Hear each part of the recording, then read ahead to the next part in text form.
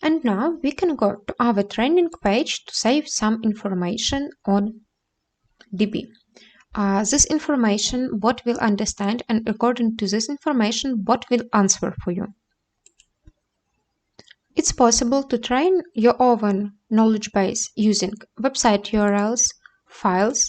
You can add some FAQs or insert text that you want. How it's comfortable for you.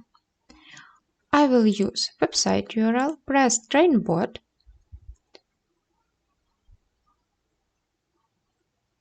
and now I see my URL and I see that source is saved.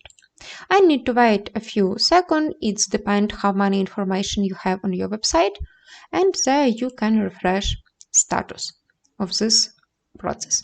Now I see saved. That means that our information is already saved on Chroma database, and our bot will know all this information.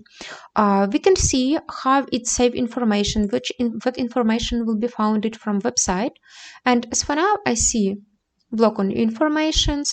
Sometimes you can have vectors like this. You can just delete it.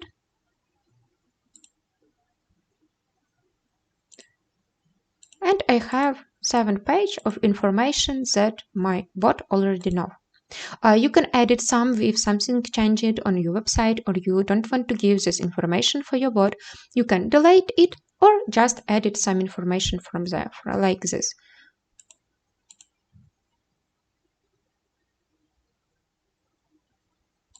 Let's also upload some file about company.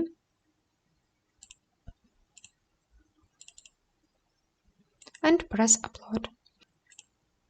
I also see that my source saved, update this information, and it's saved. Already my bot will know this information. You can add some FAQs if you want, and you can insert some block of text if you also need this. I will also add some FAQs like this. That's my question.